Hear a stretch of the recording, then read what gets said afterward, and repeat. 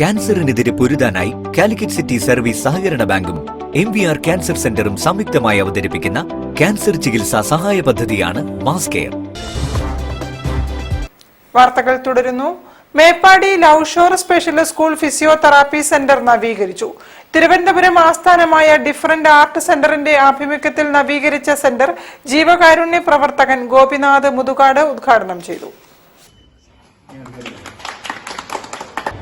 ബുദ്ധിപരമായ വെല്ലുവിളികൾ നേരിടുന്ന കുട്ടികളുടെ ആശ്രയമാണ് കോഴിക്കോട് കൊടിയത്തൂർ ആസ്ഥാനമായ ലൗഷോർ സ്പെഷ്യൽ സ്കൂൾ.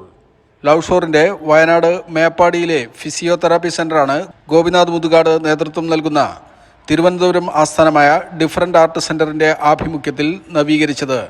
അത്യാധുനിക ഉപകരണങ്ങളും ജിമ്മുമൊക്കെയായി അതിമനോഹരമായാണ് ലൗഷോർ നവീകരിച്ചിരിക്കുന്നത്. മേപ്പാടി മാനിവയലിലാണ് മനോഹരമായ പുതിയ സെന്റർ യാഥാർത്ഥ്യമായത്. ലൗഷോർ ഫിസിയോതെറാപ്പി സെന്ററിന്റെ ഉദ്ഘാടനം തിരുവനന്തപുരം ഡിഫറന്റ് ആർട്ട് സെന്റർ മേധാവി മജീഷ്യൻ ഗോപിനാഥ് മുതുകാട് നിർവഹിച്ചു.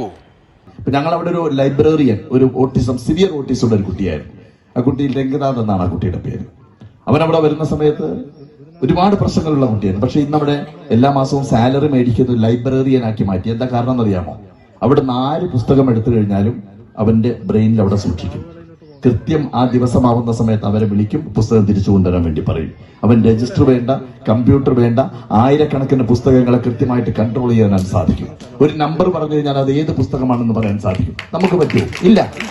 അപ്പോൾ അങ്ങനെയുള്ള അപാരമായ സാധ്യതകൾ ഓരോ കുട്ടികളിലും, ഓരോ കുട്ടിയിലും ഓരോ ടാലന്റ് ഉണ്ട്.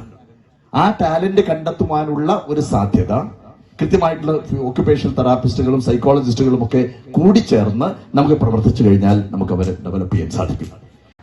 ബഹ്റൈൻ ആസ്ഥാനമായ ഷാദ് മെമ്മോറിയൽ ചാരിറ്റബിൾ ട്രസ്റ്റാണ് ഫിസിയോതെറാപ്പി സെന്ററിന് ക്ലാസ് റൂമുകൾ നൽകിയത്. സമൂഹത്തിൽ വെല്ലുവിളികൾ നേരിടുന്നവർക്കായി നല്ല പുനരധിവാസമുണ്ടാവുക എന്നത് ആശ്വാസകരമാണെന്ന് Shad charitable trust chairman Shafi Parakkatta പറഞ്ഞു.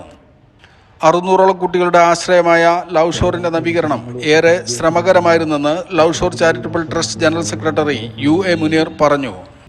സ്വന്തമായി ഒരു കെട്ടിടമില്ലാതെ, സ്ഥലമില്ലാതെ പല ദിക്കുകളിലും, പല കോട്ടേഴ്സുകളിലും, മദ്രസകളിലും മറ്റു പല സ്ഥലങ്ങളിലും മാറി മാറി സഞ്ചരിച്ച് ഇന്ന് ദൈവത്തിന്റെ അപാരമായ അനുഗ്രഹത്താൽ ഏറ്റവും മനോഹരമായ ഒരു കെട്ടിടം നമുക്ക് KC ബഷീർ അഹമ്മദ്, നസീർ ലോക്സ് Kozhikode, Azeez Wayanad, programme coordinator B Nasar, Karadan Najeeb, Majeed Pulikkal, Shibila Meppadi തുടങ്ങിയവർ ചടങ്ങിൽ പങ്കെടുത്തു. വിദ്യാർത്ഥി പ്രതിനിധി ലിജി കവിത ആലപിച്ചു. News bureau, Kalpetta. മനുഷ്യാവകാശങ്ങൾ സംരക്ഷിക്കാൻ സർക്കാർ ഉണർന്നു